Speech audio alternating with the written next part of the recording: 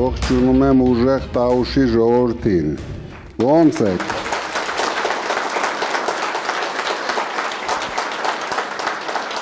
Դուք ապրում եք ինձ թվում է աշխարհի ամենահիասքանչ բնության մեջ։ Նույնիսկ շվեյցարացի կարող են երազել ապրել Իջևանում, Դիլիջանում, Նոյեմբերյանում ու ընդհանրապես ամբողջ Տաուշը բոլորս գիտենք մեր հայրենիքի ամենագեղեցիկ բնություն ունեցող շրջաններն են։ Բացի դրանից ամենալավ կլիմա ունեցող շրջաններն են։ Բայց դուք կարող եք զարմանալ, Շիրակի մարզից հետո Տաուշը ամենաաղքատ մարզն է։ Ես հասկանում եմ Փաշինյանը ձեր զեմլյակն է, բայց շատ անհաջող, չստացված, մեր հայրենիքին շատ վնասներ տված ու շարունակում է վնասները տալ, գոնե մի պահ այդ մարդը կանգնի, ասի հերիկա, ամեն օր վնասներ է բերում մեր հայրենիքին, գիտեք ինչն է ահավոր, որ մարդը մի թեթև հնարավորություն, որ ունենում է, առաջին հերթին մտածում է իր ծննդավայրում հետք թողել։ Այդ մարդը երևի հետք հասկացել էր գյուղերում մի քանի մետր ասֆալտ աներ, դրանով խապի ժողովրդին, չհասկանալով, որ ամենաշատը 3 տարի հետո այդ ասֆալտը այդ գյուղացիների համար գլխացավանք է դառնալու։ Էն էլ իր անորակ ասֆալտը հեսա քանդվելու է ու գյուղացիները սկսելու են առնչվել այդ խնդիրների հետ, իրենց մեքենաները ջարդելով գնալու են գան։ Գոնե լավ նախանձում էր դիլիջանցիներին, գոնե տաներ Իջևանը սարքեր, այ մարդ։ Իջևանի համար մի հատ բան չարեց։ Անսովոր վատ ցուցանիշներ ունեք, ինչ ասես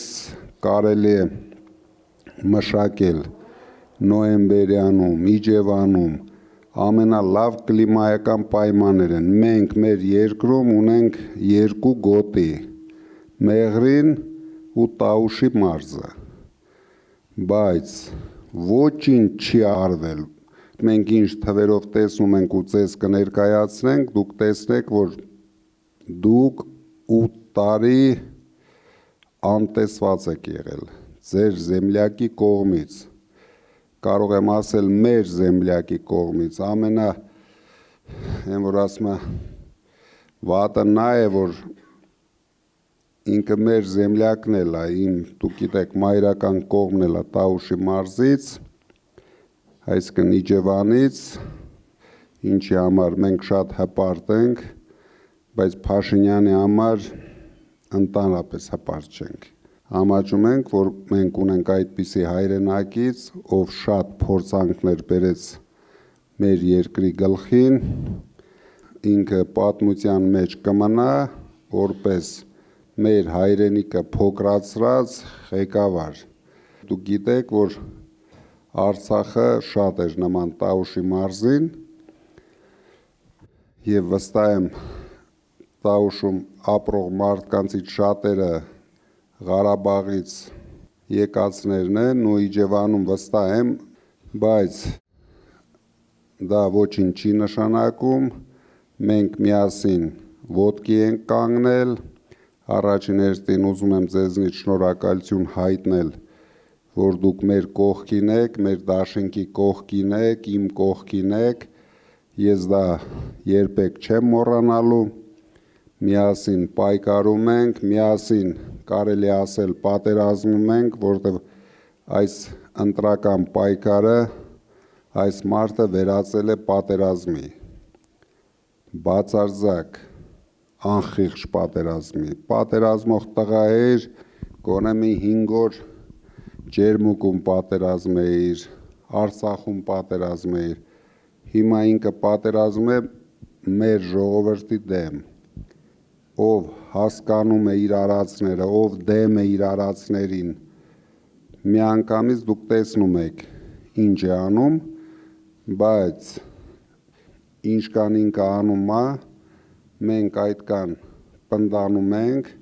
քանի որ մենք նոր կուսակցություն ենք, մեզ պետք է համախմբվել, պնդանալ, որ դրանից հետո կարողանանք շատ արագ մեր ժողովրդին համախմբենք, վերացնենք այս բևեռացումը,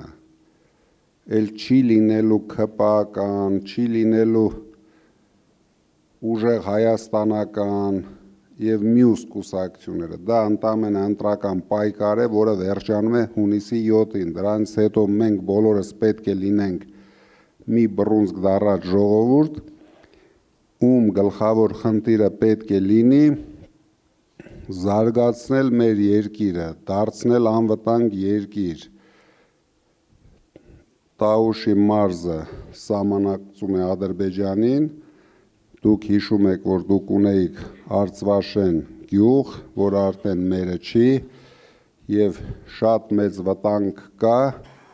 որ հայաթափելով սահմանամերձ գյուղերը մենք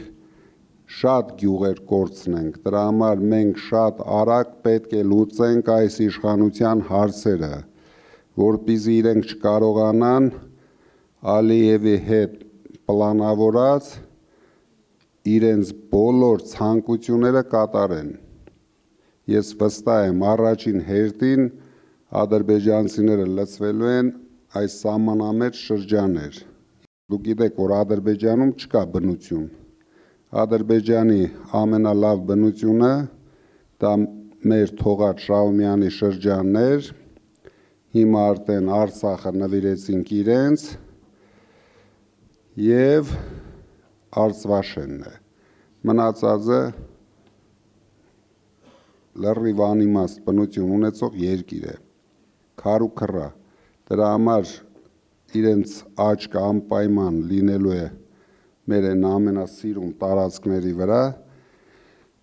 ինչի համար մենք պայքարելու ենք, ոչ մի 300,000 ադրբեջանցի չենք թողելու մտնեն Հայաստան, մենք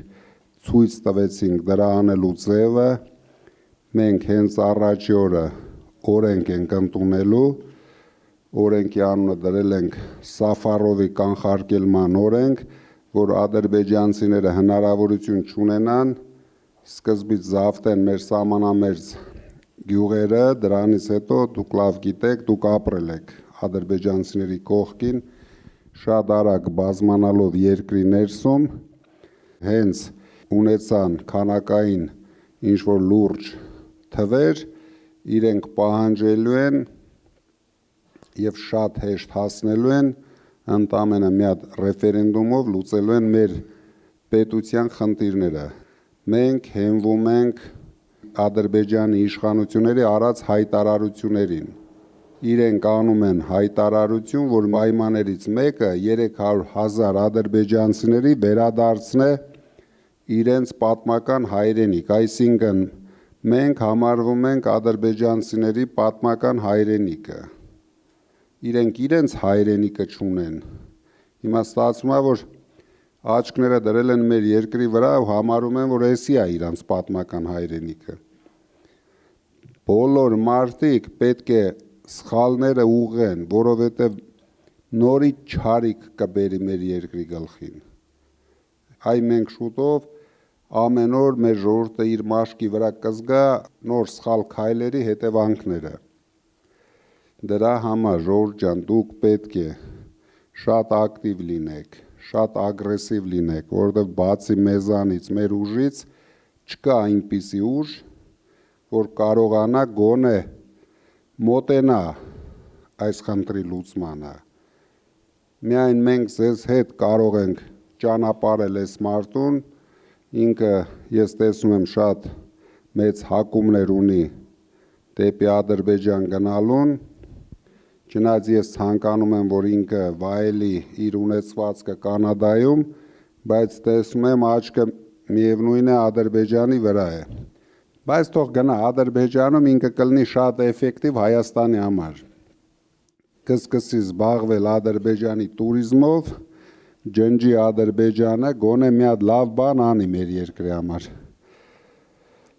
Մենք իրեն ոգևորելու ենք այդ ուղղությամբ գնալու համար, նույնիսկ պատրաստ ենք աջակցենք, միայն այս մարդը թողի մեզ հանգիստ, թողի մեր ժողովրդին հանգիստ, մեր պետությունը հանգիստ։ 3 պատերազմ պարտվելով ինքը չի կարողանում վերականգնվել, չի հավատում, որ Հայաստանը կարող է լինել անկախ պետություն, Հայաստանը կարող է դառնալ ուժեղ պետություն, բայց մենք ձեզ հետ դրա համար ենք, որ ապացուցենք հակառակը, որ Հայաստանը շատ արագ կարող է վերականգնվել, շատ արագ կարող է դառնալ ուժեղ պետություն։ Միայն մեզ պետք է, որ մեր համախոհները վստահ լինեն իրենց ուժերի վրա, մենք գլխավոր խնդիր ենք դրել, տանենք բացարձակ հաղթանակ, ինչը որ ես վստահ եմ ունենալու ենք, ձեր օգնությամբ մենք ունենալու ենք, մենք Տաուշը պետք է դարձնենք ոչ թե Հայաստանի համար ամբողջ աշխարհի տուրիզմի կենտրոններից մեկը, մենք այսքան գլուխ են գովում Դիլիջան, բայց ինչ ենք արել Դիլիջանի համար, ոչ մի բան չենք արել, փոքր ինչ-որ կծկտուր, մի երկու հատ ռեստորան են բացել, բայց տուրիստներ չկան։ Հայաստան մտած տուրիստների ընդամենը 1% հասնում է Դիլիջան։ Դա թվերով որ ասեմ, օրը մի 100 մարդ, 100-150 մարդ են հասնում Դիլիջան, չի կարող զարգանալ շրջանը, մարզը, ունենալով այդքան հնարավորություններ 100, 500, 1000, դրանք միլիոնների պետք է հասնենք, պետք է այնպես զարգացնենք, դուք երևի գիտեք ու լսել եք կամ ունեք ձեր ձեռքի տակ մեր ծրագիրը $1 միլիարդ տուրիզմի համար, որից 500 միլիոնը մենք ուղարկելու ենք մարզերը, դուք էլ հասկանում եք, որ գլխավոր շահառուն այստեղ իր հնարավորություններով լինելու է Տաուշի մարզը։ Ընդամենը պետք է խրախուսել գյուղացուն, ինչը որ մենք անում ենք, 0 հարկ, ընտանիքներով զարգացնեն իրենց գյուղատնտեսությունը, 0 հարկ մուծելով, 0 ստուգումներ ունենալով, մարդիկ միայն պետք է մտածեն, աշխատեն, լավ գումար վաստակեն, իսկ հաջողակներ, ովքեր արդեն կարողանան մեծանալ, զարգանալ, դառնան արդեն միջին կամ մեծ բիզնես, այդ ժամանակ մենք կհիշեցնենք մարդկանց, որ մենք ունենք պետություն, դուք էլ պետք է մասնակցեք մեր պետության զարգացմանը։ Մինչև այդ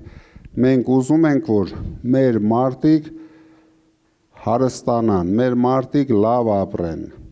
որտեղ ոչ ոք չի մտածել մեր մարդկանց մասին, բոլորը ինչի մասին ասեք մտածել են, իրոք տարիներ շարունակ, բարձի թողի վիճակ ստեղծել են, ոնց կարողացել է ինչ-որ բան հայտայտել ապրել է, չունեն սիստեմավորված աշխատավարձ, տուրիզմը արագ զարգացող, մեծ հնարավորություններ տվող բնագավառ է, այսինքն արտադրական մեծ պոտենցիալներ ստեղծելու համ ձեր էկոլոգիան մենք չենք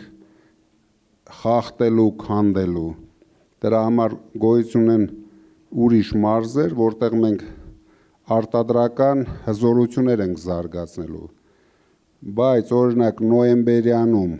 ջերմոցային տնտեսություն զարգացնելու համար դա ընդամենը ամիսների հարց է, շատ արագ, որտեղ կլիման կա, բնությունը կա, մնում է միայն աջակցել մարդկանց, հասկացնել, որ դուք չսկսած ձեր բիզնեսը կարող եք հաշվել ձեր աշխատած գումարը, նույն օրը դուք պայմանագիր եք կնքում այն գիտեք կայանների հետ, որ մենք պետք է ստեղծենք, այնպես ենք անելու, որ բանկերի կարիքն էլ չունենան մարդիկ, չգնան խրվեն այդ վարկերի մեջ, այդ կայաները, մտերման կայանները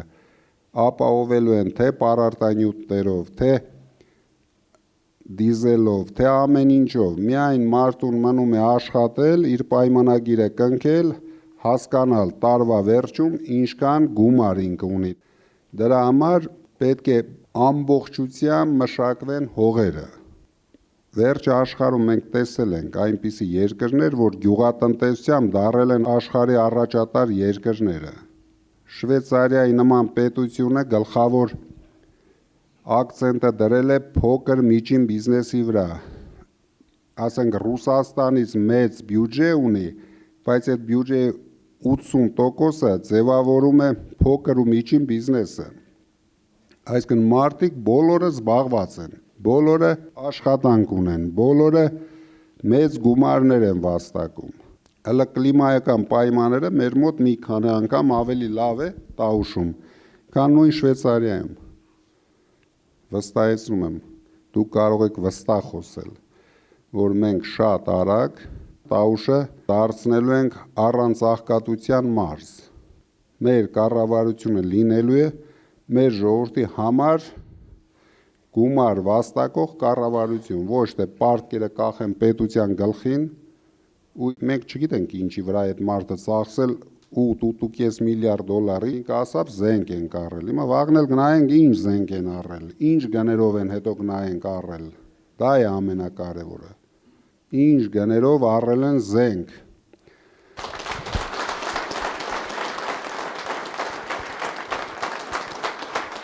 Հենց կոնկրետ ձեր մարզի հետ կապված վեր ենք հանե աղքատության թիվը, ինչպես պարոն Կարապետյանն ասաց, ընդամենը 25 թվականին, 18 թվականի համեմատ 25%-ից 40%-ի է հասել աղքատությունը։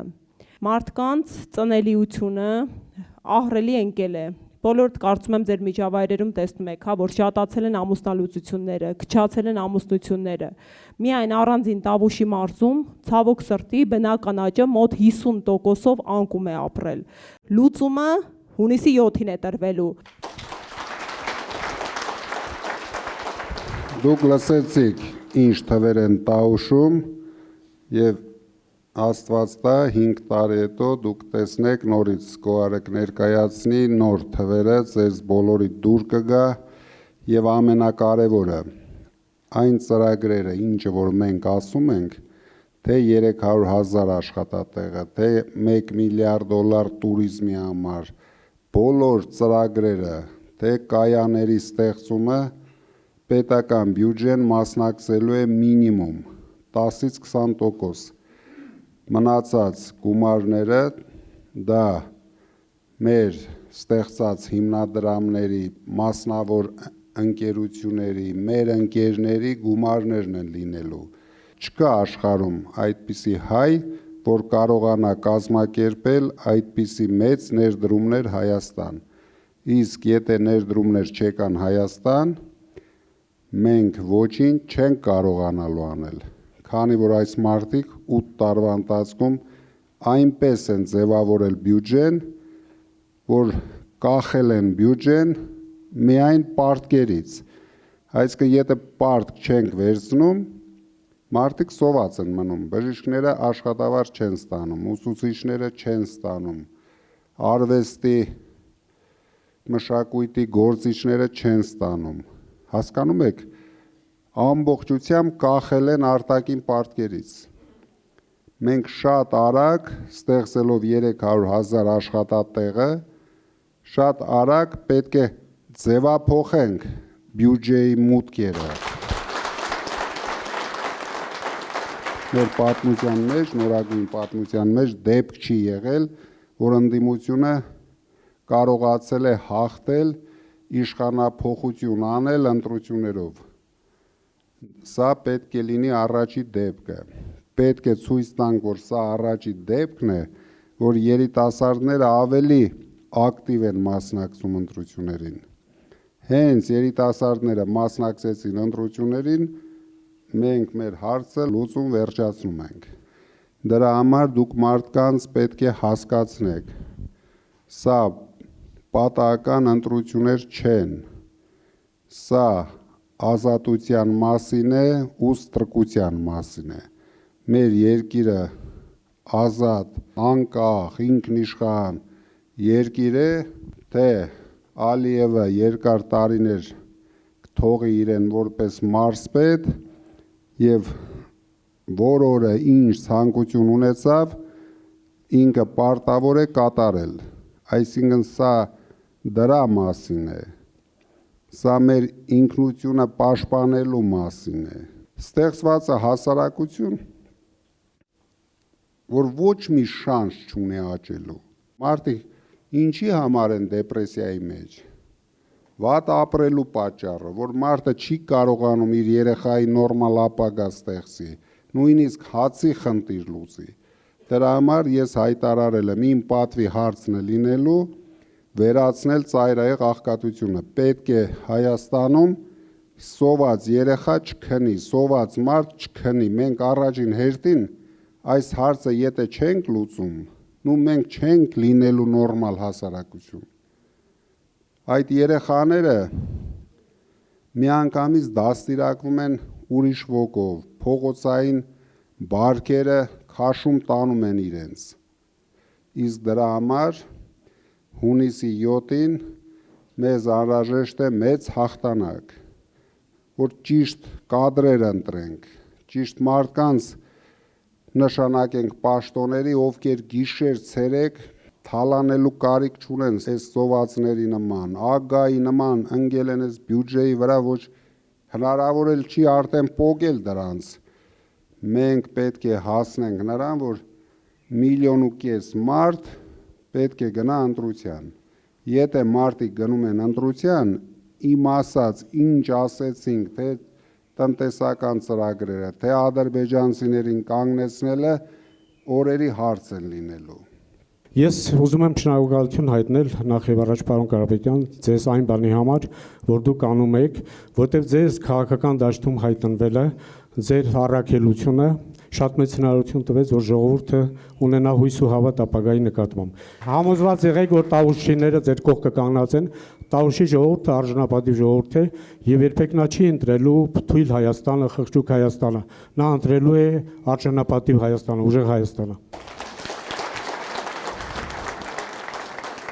Մեր հաջողությունից հետո մենք նորից ենք հավաքվելու, մեծ կազմով ենք հավաքվելու, մենք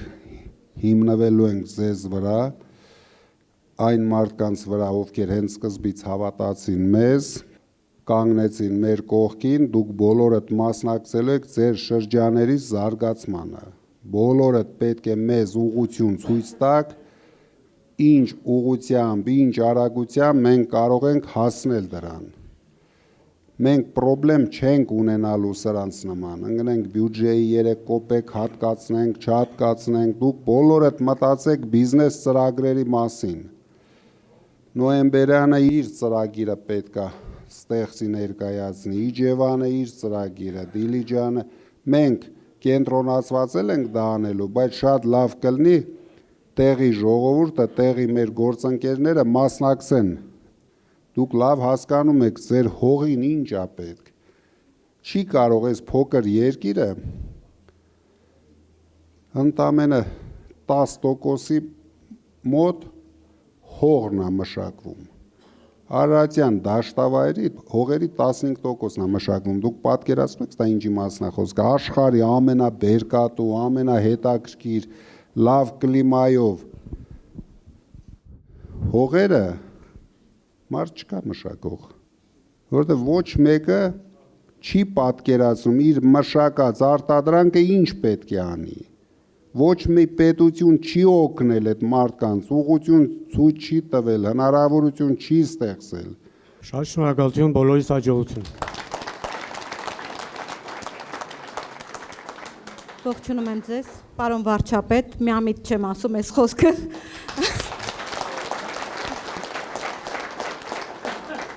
Ես իմ համոզմունքն եմ արտահայտում, որովհետև ես տեսնում եմ մոտ ապագայում այդ հաղթանակը եւ կարծում եմ բոլորը կիսում են ինձ հետ այդ հավատը։ Մենք հավատում ենք ձեզ։ Վերջապես հայտնվեց մեր կյանքում այնպիսի մեկը, որը հասկացավ, որ ազգին եւ ժողովրդին գալիս է ծառայելու։ Դրա համար շնորհակալ եմ ձեր ողջ գաղափարախոսությունը։ Շատ շնորհակալ։ Արդյոք մենք կունենանք անվճար բարձրագույն կրթություն։ Առաջին, երկրորդ, որպես ընտրված օրինական վարչապետ։ Խնդրում եմ, պահանջում եմ եւ համոզված եմ, որ կանեք։ Արդյոք կվերականգնենք Սփյուռքի նախարարությունը։ Եվ երրորդ հարցը։ ԿԳՄՍ նախարարություն կոչվածը ես խնդրում եմ, որ բաժանեք կրթության, սպորտի եւ մշակույթի։ Մեկ նախարարի համար այդ երեք գործառույթները չափազանց շատ են։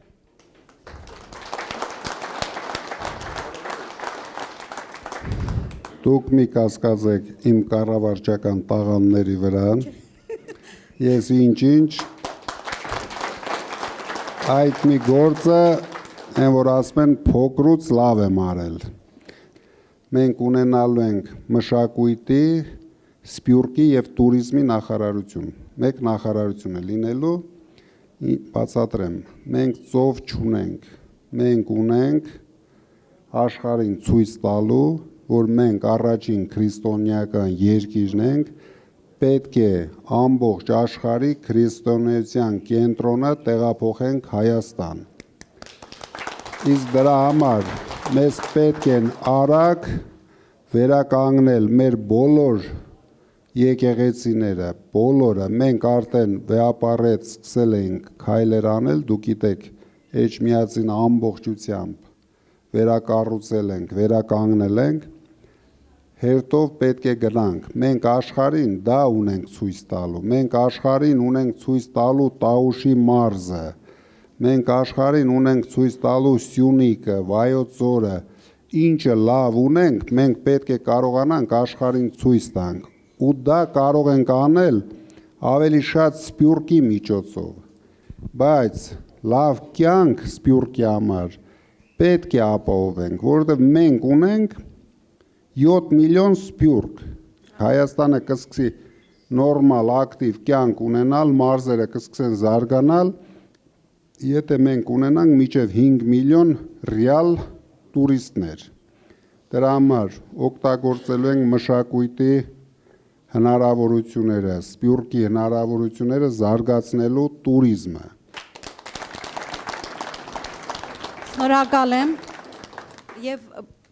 բարձրագույն կրթության, եթե հնարավորությունը կա, որովհետև գիտեմ, որ Վրաստանում արդեն անվճար է բարձրագույն կրթությունը։ Մեր մոտ էլ անպայման անվճար է լինելու, մենք ոչ միայն անվճար ենք անելու, նույնիսկ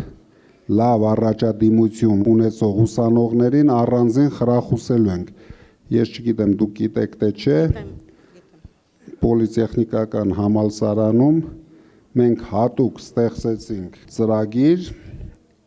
ամբողջությամբ կահավորեցինք մի մասնաշենքը նոր տեխնոլոգիաներով էներգետիկայի մասնաճյուղը հագեցրեցինք եւ բոլոր լավ առաջադիմություն ունեցող ուսանողներին ամիսը ինչքան հիշում եմ ես հատկացնում եմ $500 դուք չեք պատկերացնում ինչ տեմպով սկսեցին աճել այդ գերազանցիկ ուսանողները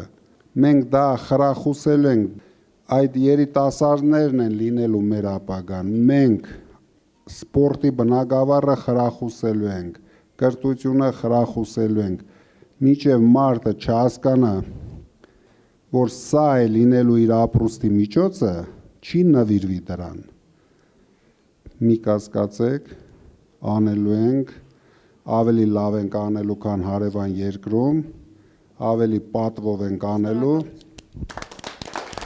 եւ ամենակարևորը սկսելու ենք մանկավարժներից։ Դրա համար մենք հայտարարեցինք, որ մանկավարժների աշխատավարձերը կբարձրանան 150%-ով։ Ոչ միայն մանկավարժների, մշակույթի աշխատողների, նայեցինք բժիշկների, բոլորին անելու ենք։ Մենք որ ասում ենք արժանապատիվ աշխատավարձ, դա նկատի ունենք, որ մարդը ոչ թե գոյատևի իր ստացած գումարով, ինքը կարողանա իր երեխաների հարցերը լուծի, ուսանող երեխաներին Երևանում պահի, բայց մենք ամեն ինչը մոտեցնելու ենք մարզեր, մենք այս Երևանակենտրոնը լիցկա թափելու ենք, որտեղ Երևանը այսօր, ու երևի դուք որ եկել եք, զգացել եք, քաղաքը արդեն կանգնում է, ոչ մի ինֆրաստրուկտուրա չի համապատասխանում այս քաղաքին։ Դրա համար գնալու ենք մարզեր, բոլորն էլ հաճույքով կգան կապրենք աշխատեն Դիլիջանում, Իջևանում, Նոյեմբերյանում, Բերդում, բայց խիբդի չանեն։ Այսինքն այդպիսի օդ շնչելու հնարավորություն ենք տա, դուք գիտեք Երևանում օդ չկա։ Դրա համար սա գնալու են մարզեր, վայելեն մեր երկիրը, մեր հայրենիքը, մեր հայրենիքի բնությունը, բոլորը։ Շատ խնդրելու եմ, որ մանկավարժական համալսարանը դառնա հատուկ կարգավիճակի համալսարան, որովհետև մեզ պետք են շատ լավ մանկավարժներ, մեզ պետք է հրաշալի կրթություն, իսկ այսօր մանկավարժական համալսարան գնում են, ինչ որտեղ չգնացող ուսանողները։ Դրան մենք ուրիշ լուծում ենք տալու, մենք հասնելու ենք նրան, որ աշխարհի բոլոր բրենդովի համալսարանները Հայաստանում ներկայացվեն։ Ես տարիներ շարունակ, դա երևի մենք չենք ասում ու չենք ասել 15 թվականից երևի տարին 3.5 միլիոն դոլար հատկացրել եմ, որ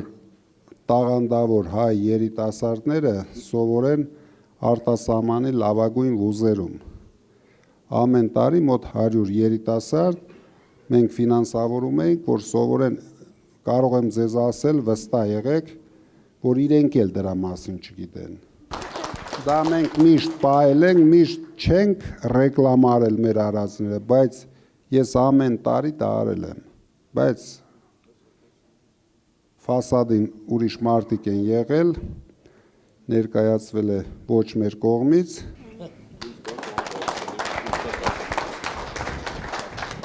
Ես ընդհանրապես ուղղակի մի թեմայով եմ ուզում կիսվել, խորհրդի կարգով նոր բան չեմ ասելու։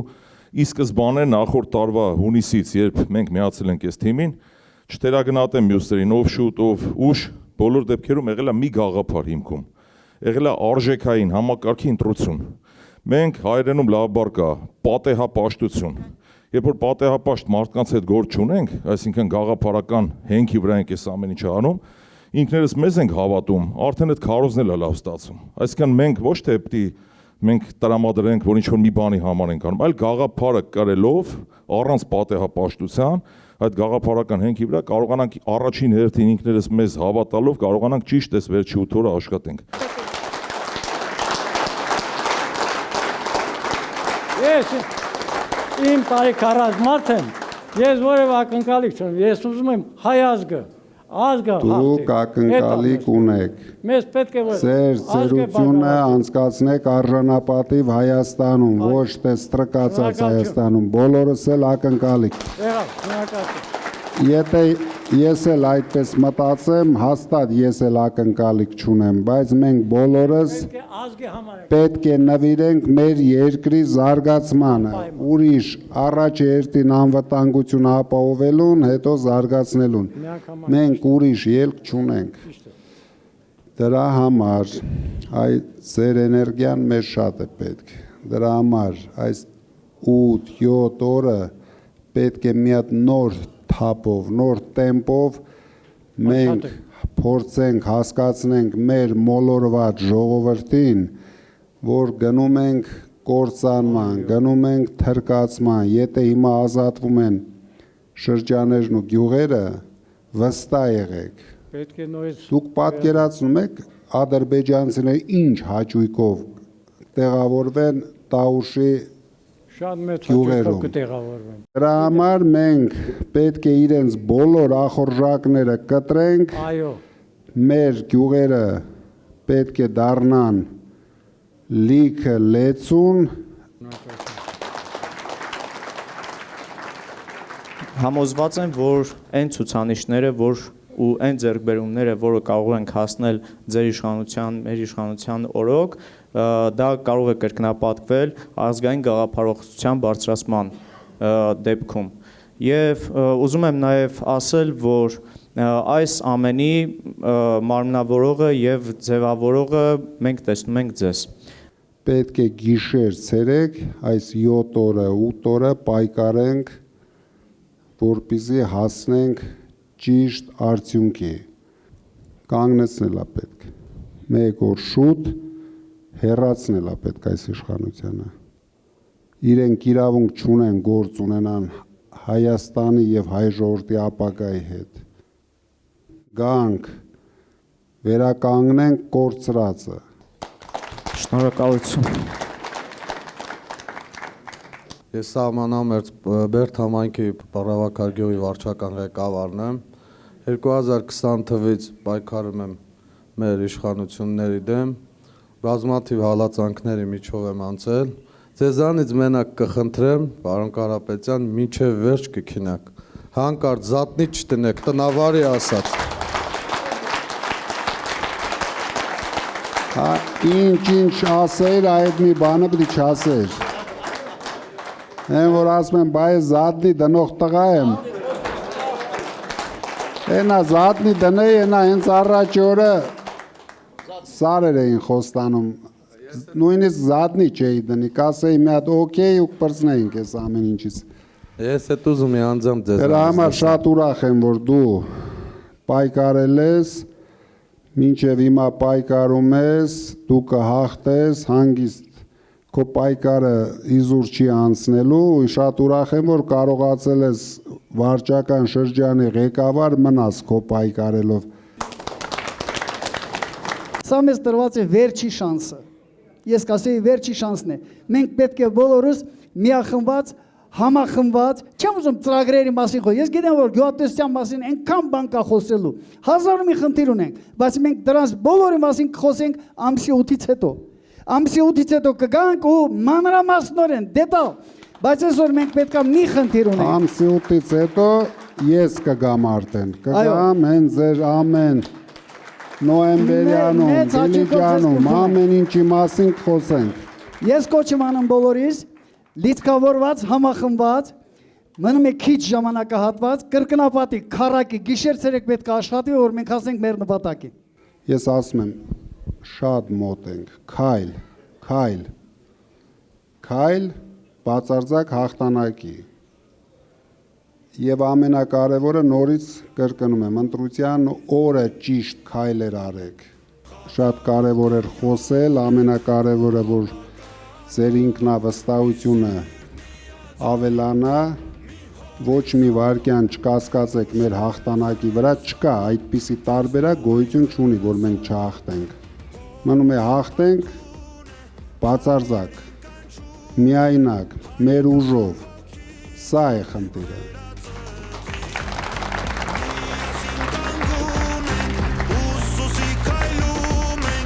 Եթե թույլ կտա, պարոն Կարապետյանը, ես էլ էի ուզում երկու խոսք ասեի, նախ շատ շնորհակալ եմ, որ դուք այսօր այստեղ եք, մեր բոլորս միասին ենք։ Ուզում ենք ձեզ փոխանցենք ամենակարևորը՝ միասնության պատգամը, որ բոլորս միասին, միահամուռ, ամբողջ հայ ազգը համախմբելով գնանք ընտրության։ Անկախ նրանից, թե Հայաստանի քաղաքացիները որ երկրում են ապրում, մենք բոլորս պիտի գնանք ընտրությունների, քարոզենք ընտրությունների գնալը, ինչպես մենք ասում ենք ամեն օր, որ ադրբեջանցիները չգան։ Պիտի գնանք ընտրությունների, որ 300,000 ադրբեջանցի չգան Հայաստան։ Պիտի գնանք ընտրությունների, որ մեր հայրենիքը պատառ չհանձնեն եւ պիտի գնանք ընտրությունների, որ հայ մնանք։ Ամենակարևորը։ Շնորհակալ ենք։